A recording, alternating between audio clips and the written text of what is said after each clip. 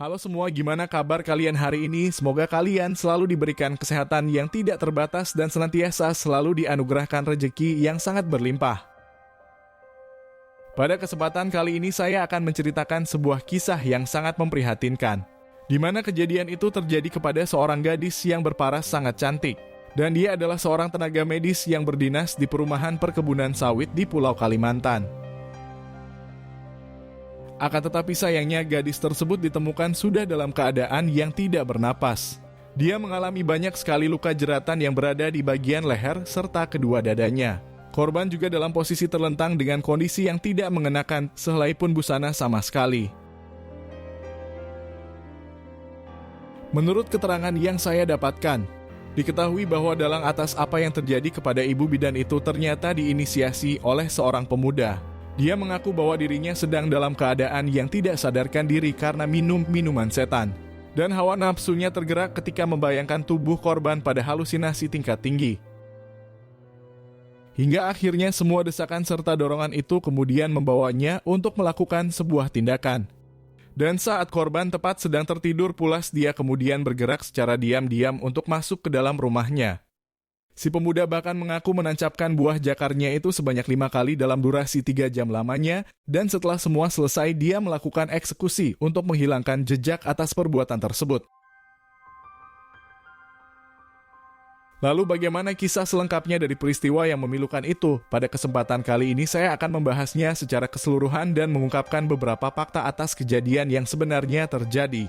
Semoga dari sini kita semua bisa mengambil banyak pelajaran yang terkandung di dalamnya agar senantiasa kisah serupa tidak akan terulang kembali di hidup kita maupun keluarga terdekat kita.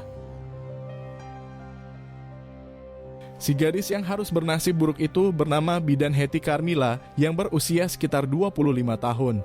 Dia berasal dari daerah Kalimantan Selatan atau lebih tepatnya di Dusun Lidum di Kecamatan Selimbau di Kabupaten Kapuas.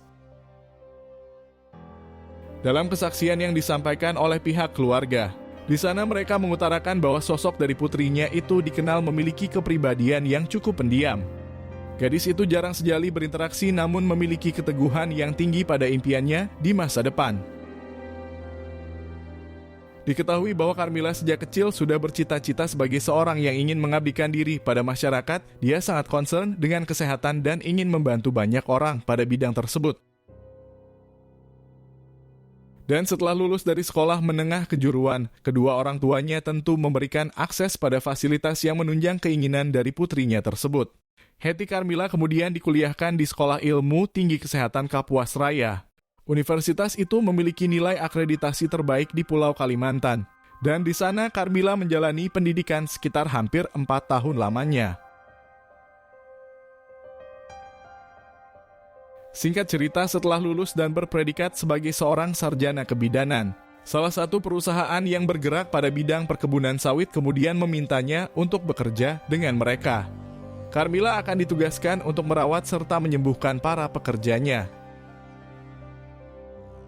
Pada awalnya dia sempat menolak karena akan ditempatkan di daerah yang terbilang cukup terpelosok. Namun karena 1 dan 2 alasan dia akhirnya menyetujui itu meskipun sempat mendapat pertentangan dari kedua orang tuanya. Singkat cerita, Carmila kemudian berangkat ke daerah perumahan Pondok 2 Perkebunan Sawit di Desa Naga Sebaruang di Kabupaten Kapuas Hulu. Di sana dia disediakan satu rumah yang berukuran cukup besar bersama para petugas medis lainnya. Di 1 bulan menjalani kehidupan di kota perantauan, Carmila sempat merasa tidak nyaman karena berada jauh dari keluarga. Sejak kecil sampai sebesar ini, gadis muda itu memang masih bergantung dengan kedua orang tuanya. Dan baru pertama kali ini dia harus hidup terpisah serta menjalani semuanya secara mandiri tanpa siapapun yang dia kenali. Namun karena kegigihan serta keinginan besarnya untuk menjadi seorang tenaga medis yang berguna bagi masyarakat luas, kondisi ketidaknyamanan itu kemudian mulai dihilangkan dan dirinya juga mulai bersosialisasi dengan lingkungan sekitar. Salah satu bidan senior bahkan merangkulnya dengan baik, dia memberikan dukungan serta motivasi agar Carmila tetap bertahan. Hingga akhirnya Carmila kemudian mulai terbiasa dengan kehidupan barunya. Dia juga semakin antusias dalam melakoni pekerjaannya tersebut. Meskipun jurusan kuliahnya di bidang kebidanan, Akan tetapi pada prakteknya Carmila ternyata diminta untuk membantu tenaga medis lainnya untuk menangani karyawan yang sedang sakit. Dia dipaksa merawat mereka di samping tugas utamanya dalam penanganan ibu hamil serta membantu untuk melahirkan. Dari sini beberapa warga kemudian mulai banyak yang mengenalnya, mereka juga merasa sangat terbantu dengan kehadirannya di sana. Diketahui lingkungan di sekitar rumah yang menjadi tempat tinggal dari ibu bidan tersebut juga terbilang cukup kondusif. Kebanyakan para penghuninya berjenis kelamin pria dan hampir semuanya adalah karyawan yang bekerja di perkebunan sawit. Namun meskipun begitu Carmila tidak pernah merisaukan hal itu, sebab para pria di sini terlihat sangat ramah serta selalu menyapanya dengan senyuman. Dalam beberapa momen Carmila juga sering meminta bantuan kepada mereka persoalan mengurus rumah yang membutuhkan tenaga yang besar. Sementara itu di sudut lain dari kehidupan yang dijalani oleh si ibu bidan, di sana ternyata terdapat seorang pemuda yang memiliki peranan yang berbanding terbalik dengannya. Diketahui bahwa dia bernama Narsip dan berusia sekitar 23 tahun. Dia diketahui berasal dari daerah Pandeglang di Provinsi Banten. Dan menjadi buruh lepas di perusahaan yang sama dengan si bidan selama 2 tahun belakangan ini. Si pemuda tersebut terpaksa merantau ke Kalimantan karena ketidaktersediaan lapangan kerja di kotanya dan tentu bekerja untuk memenuhi kebutuhan hidup serta membantu perekonomian dari kedua orang tuanya. Sayangnya selama menetap di kota perantauan Narsip ternyata terpengaruh pada pergaulan yang bebas. Pemuda itu sering menghabiskan sebagian penghasilannya untuk meminum minuman setan. Dan setiap hari dirinya akan nongkrong dengan rekan kerja yang lain di tempat yang tidak jauh dari rumah bidan Carmila. Tuntutan pekerjaan yang banyak menyita waktu kemungkinan besar menjadi alasan utama. Beberapa karyawan memang terbiasa untuk berkumpul sebagai pelipur lara dari rutinitas pekerjaan. Ruang lingkup yang buruk itulah yang membuat si pemuda yang berasal dari kampung itu terbiasa nongkrong sampai larut malam. Hingga atas kebiasaan tersebutlah yang akhirnya membawa Narsip pada peristiwa yang sangat memprihatinkan. Di mana ketidaksadaran karena terpengaruh oleh halusinasi alam bawah sadar membawanya pada tindakan yang sangat tidak masuk akal. Dan bidan Carmila menjadi korban atas ketidakmanusiaan seorang pemuda yang disebabkan oleh minum minuman setan. Menurut keterangan yang saya dapatkan, kejadian ini terjadi pada tahun lalu atau lebih tepatnya pada tanggal 8 November di tahun 2023. Ketika itu Narsip bersama dengan teman-temannya sedang nongkrong sambil berpesta dengan musik yang keras. Di sana mereka juga mengkonsumi banyak sekali botol minuman dari jam 8 malam sampai jam 12 malam. Hingga setelah semuanya sudah terkapar dan sudah mengantuk, beberapa teman kemudian memutuskan untuk pulang sebab besok masih harus bekerja pada pagi hari. Dan hal itu membuat perkumpulan tersebut otomatis bubar dengan sendirinya. Akan tetapi sayangnya Narsip ternyata belum mengantuk dan memutuskan untuk berkeliling komplek perumahan terlebih dahulu. Dan dalam perjalanan itu dia tidak sengaja menemukan pohon kedongdong yang sedang berbuah lebat. Di sana Narsip selanjutnya memutuskan untuk naik ke atas. Dia berpikir bahwa dirinya tidak akan dimarahi sebab hanya akan mengambil beberapa biji saja. Dalam keadaan yang masih setengah tersadar dan berhalusinasi yang tinggi, Narsip kemudian memanjat pohon. Dan setelah dia sudah berada di aras dirinya, kemudian melihat ke sebuah jendela rumah yang berada persis di bawahnya. Di sana dia baru menyadari bahwa rumah itu ditinggali oleh seorang gadis yang menjadi tenaga medis di lingkungan perumahan. Pada pengakuannya, Narsip secara tiba-tiba kemudian terlintas untuk bisa masuk ke rumah itu. Hal tersebut dikarenakan dia membayangkan tubuh dari sang bidan yang memang menjadi incarannya sejak lama. Pertama kali dia bertemu dengan si bidan ketika dirinya sedang sakit dan dirawat olehnya, Narsip tentu berada sangat dekat hingga sempat mencium aroma tubuhnya yang menyerbak.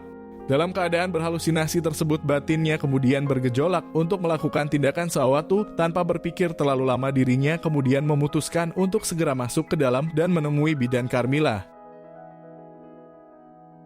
Di sini dampak dari minum minuman setan memang sangat mengkhawatirkan, di mana spontanitas dari pikiran yang sudah kacau membuat mereka nekat melakukan sesuatu yang sangat tidak masuk akal.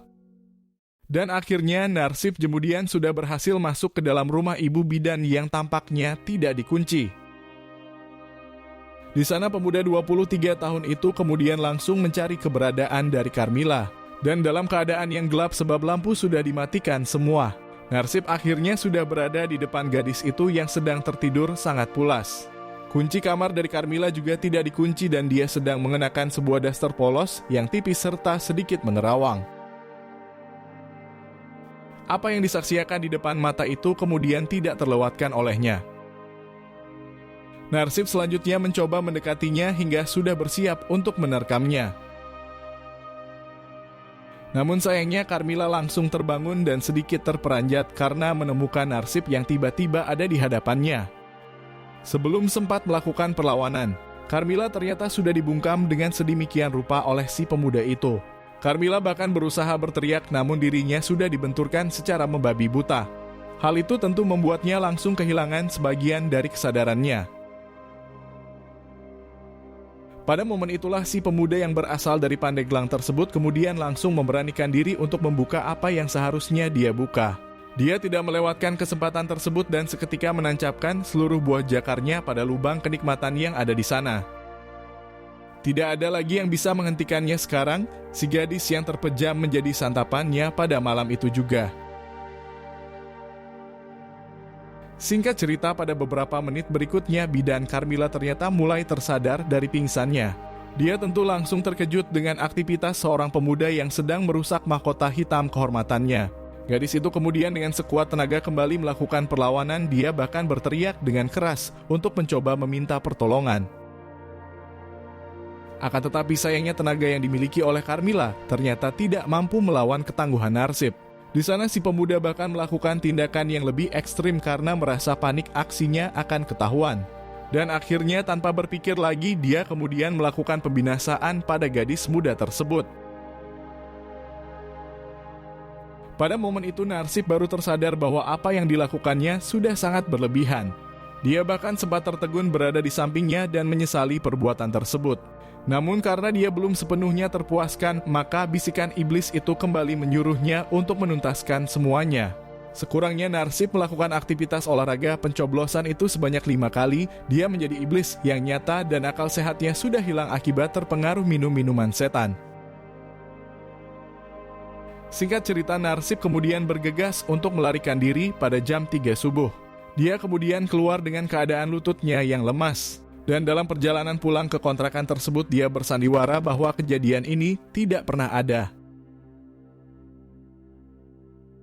Keesokan paginya sekitar jam 8, salah satu teman dari Carmila kemudian mencarinya ke rumah yang ditempatinya. Dia merasa khawatir bahwa Carmila tidak kunjung datang ke tempat kerja. Terlebih gadis 25 tahun itu juga tidak membalas pesannya sejak subuh tadi. Hingga setelah berada di depan rumah firasatnya mulai muncul karena lampu depan belum dimatikan. Dan setelah dia mengetuk dirinya kemudian menyadari bahwa pintu itu tidak dikunci dari dalam. Sang teman yang juga berprofesi bidan itu kemudian langsung masuk untuk memastikan kondisi dari Carmila. Sesampainya dia tepat di daun pintu di kamar yang biasa ditiduri oleh Carmila. Dia kemudian langsung dibuat terkejut melihat penampakan temannya itu yang sudah dalam keadaan yang mengkhawatirkan. Carmila terlihat sedang terbaring dengan kondisi matanya yang terbuka serta lidahnya yang menjulur keluar. Saat itu si teman sontak langsung berteriak dengan sang histeris. Hal itu kemudian membuat para penghuni lain berdatangan untuk memastikan apa yang sedang terjadi. Beberapa orang yang masuk kemudian merasakan keterkejutan yang sama, sebagian dari mereka kemudian langsung melaporkannya ke instansi keamanan setempat. Singkat cerita, sekitar setengah jam berikutnya pihak kepolisian bersama dengan tim medis akhirnya sudah sampai di sana. Mereka kemudian langsung memeriksa kondisi korban serta mengamankan sekitar lokasi tempat perkara.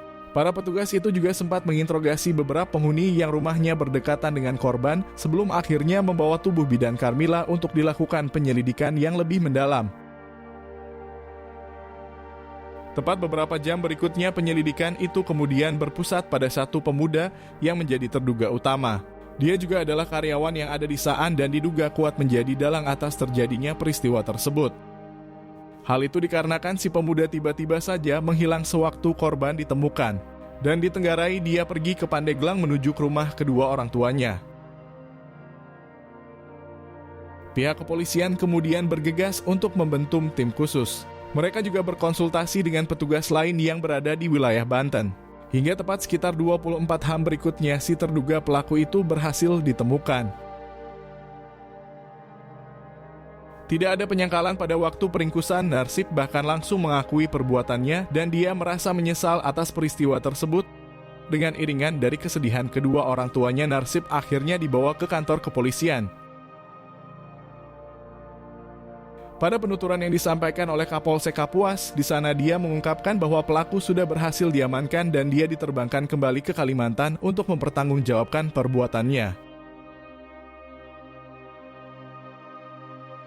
Menurut keterangan yang saya dapatkan, si pemuda yang berusia 23 tahun itu dinyatakan bersalah namun tidak ada bukti perencanaan. Dan vonis yang akan diberlakukan kepadanya adalah kurungan selama 15 tahun di penjara.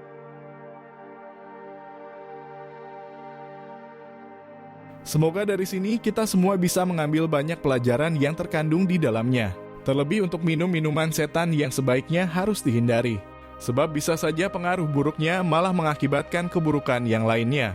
Terima kasih sudah menonton video ini sampai habis. Berikan admin dukungan dengan menekan tombol suka dan tuliskan pendapatmu di bawah kolom komentar.